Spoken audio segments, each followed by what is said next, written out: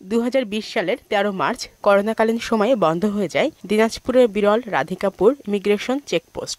এতে ভোগান্তিতে পড়েছেন দুই দেশের যাত্রীরা। বিরল চেকপোস্টের ওপারে রাধিকাপুরে রেলস্টেশন থাকায় কলকাতা সহ ভারতের বিভিন্ন রুটে যাতায়াত ব্যবস্থা অনেকটা সহজ ও সাশ্রয়ী বলে জানায় স্থানীয়রা। প্রায় বন্ধ হয়ে আছে, দীর্ঘদিন হয়ে গেল।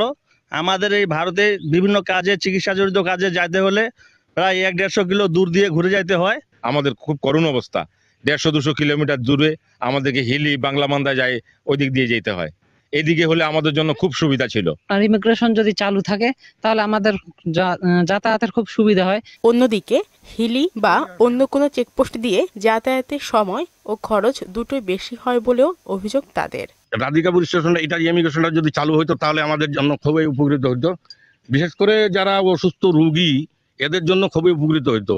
এই ইমিগ্রেশনটা যদি দ্রুত চালু হয় তাহলে এই এলাকার মানুষের যে রোগীদের, বিশেষ করে রোগীরা যারা আছে, এদের দুর্ভোগ লাঘব হবে এবং মানুষের ভারতে যাওয়ার সহজতর হবে এবং সহজে চিকিৎসা সেবা পাবে। এ বিষয়ে দুই দেশের মধ্যে আলোচনা হয়েছে উল্লেখ করে শিগগিরই ইমিগ্রেশন চেকপোস্ট চালুর আশা জানালেন বিরল ল্যান্ডপোর্টের প্রধান নির্বাহী কর্মকর্তা।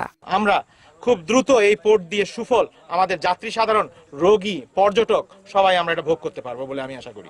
এ রুট দিয়ে প্রতিদিন কয়েকশো যাত্রী যাতায়াত করতেন। শারমিন স্বর্ণা, মোহনা সংবাদ।